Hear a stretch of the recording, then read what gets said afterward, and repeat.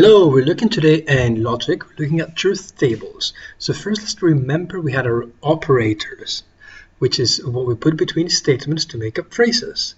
Now let's judge some statements. So for example, some of them are going to be true or false. Let's suppose that she eats fruit and he eats salad, right? Like this two statements happen. Is it true that P and Q? Yes.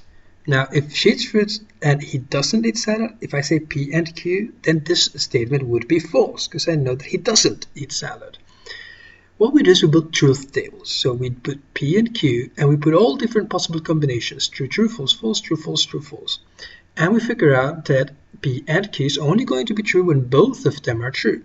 Otherwise, it's going to be false. So for example, if she doesn't eat fruit and he eats salad, P and Q, that's the case, would be false. You see how the outcome is false in the third column. Let's look at OR. Again, I have all my possible combinations, and P or Q is going to be true here because at least one of them is true. It's going to be true here again because P is true, true here again, and it's only going to be false in the very last row. So for example, if I have she doesn't eat fruit, he eats salad, that's P is false, that's going to be the third row, and it's going to be true. If then is more complicated. Let's think about it for a second. If P happens, then Q happens. Is that true? Yes, but in this case here, if P happens and Q doesn't happen, then the implication is false. The other two cases, when P is false, then the implication doesn't really matter. It's not telling me anything because P is not happening. So if I say P then Q when she eats fruit and he doesn't eat salad, this is going to be the second row here, because P is true and Q is false, and therefore the implication itself is false. Now this is complicated and easy to remember. That's why we have it in the formula booklet.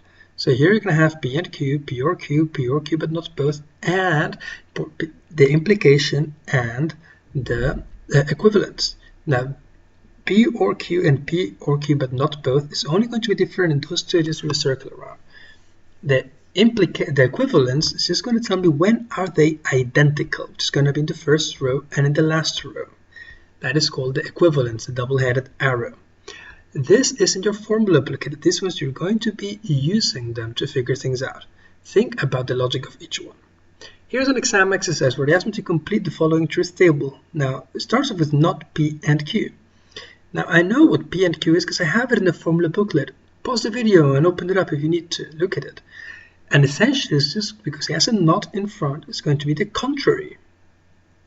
Simple as that. How about this one, not P or not Q? Well, it's only going to be false when both are true, because then not P is going to be, when P is true, not P is going to be false. When Q is true, not Q is going to be false, and that's the only case where it's going to be false.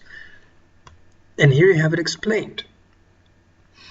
You can do this very easily with your formula booklet. They will show you different ways in which to fill in truth tables. The important thing to realize now is that not P and Q and not P or not Q are logically equivalent. You see how those two columns have exactly the same values? That's what it means that they're logically equivalent. I could put that expression as I'm writing it down now with a double-headed arrow, the equivalence, and then this expression itself would be true because they are exactly the same thing. Thank you very much for watching. See you next time. Goodbye.